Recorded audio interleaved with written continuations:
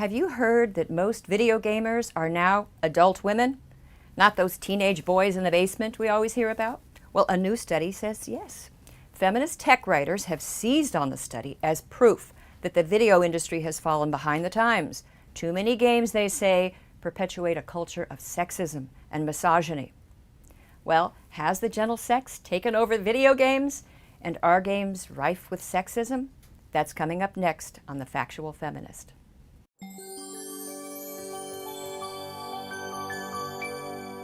Now, when I took a look at the Entertainment Software Association study, I was a little surprised to find that yours truly, the factual feminist herself, was considered a gamer. Now, I do not recall playing a video game since maybe Pac-Man in a bar in Cambridge, Massachusetts around 1980. The study counted anybody who plays, however occasionally, just simple smartphone games like Bejeweled or Angry Birds. Now, I don't fault the researchers for these findings. I think it's great that the world of games is expanding and that there are more women creating and playing games. But a distinction is in order. There are casual game players and there are the hardcore gamers for whom highly complex competitive video games are a primary life passion. And adult women are not the key demographic here. Researchers at UCLA, they have been studying the pastimes of college freshmen for more than 40 years. Well, for incoming freshmen, 2013, 65% of the girls, but fewer than 19% of the boys said they never played video games at all in a typical week. Now, among the hardcore gamers who play more than 20 hours a week, the ratio of boys to girls is about 7-1. Now, this is a huge gender gap, and it has persisted for decades. Now, it looks as if this gender gap is fairly constant. Are there video games that are rife with sexism? Is that true? Do they promote a culture of misogyny and violence that must be dismantled? Well, my answer is no.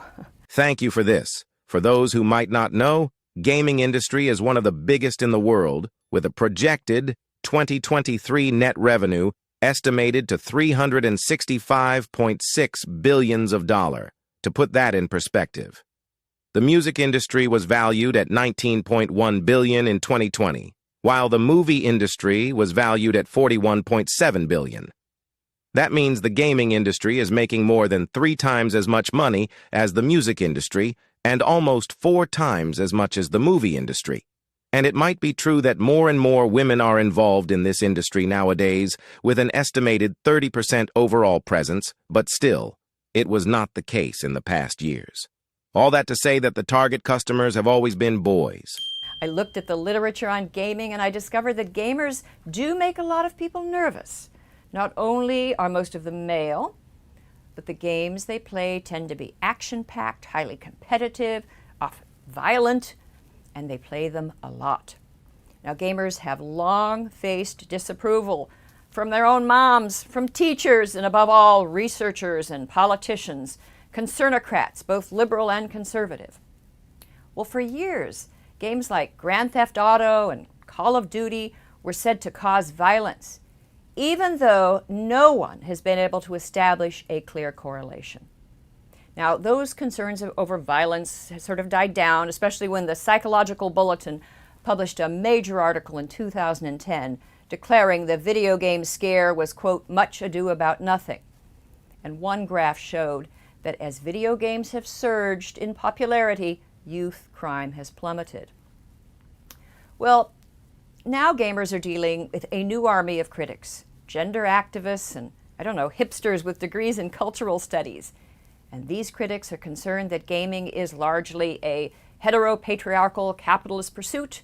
Why, they ask, isn't it more inclusive?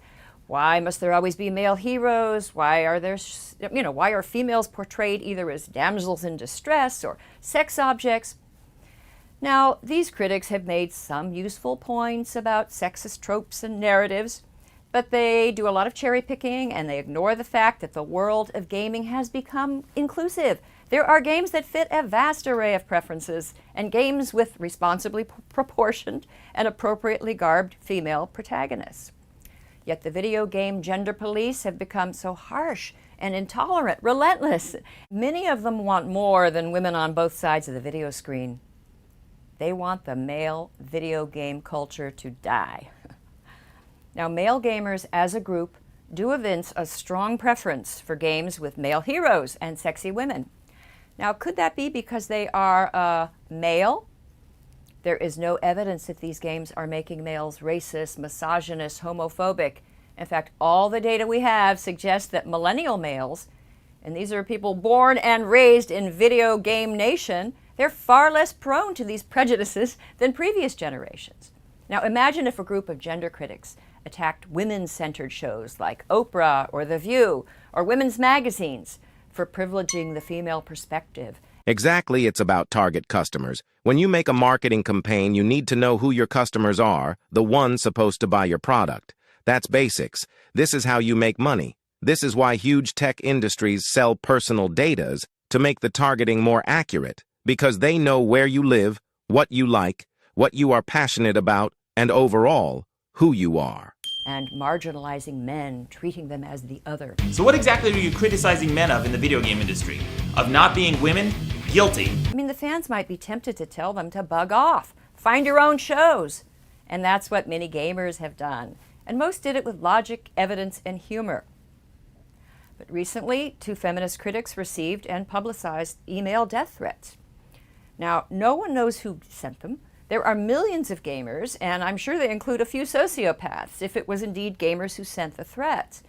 But many of the new culture critics have seized on the emails as a sure sign of patriarchal pathology at the heart of gamer culture.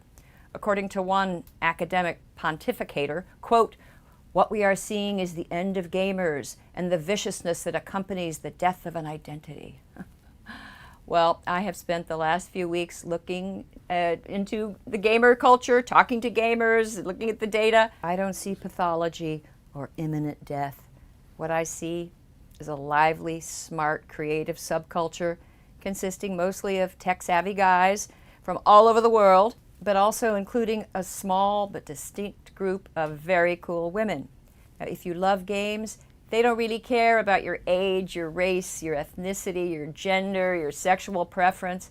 They just want a game. My suggestion to their critics, stand down. So that's going to be the end of our video. Thank you if you have made it this far. Don't forget to subscribe and hit the like button. It helps a lot. Feel free to share your thoughts on the topic in the comment section. See you on the next episode.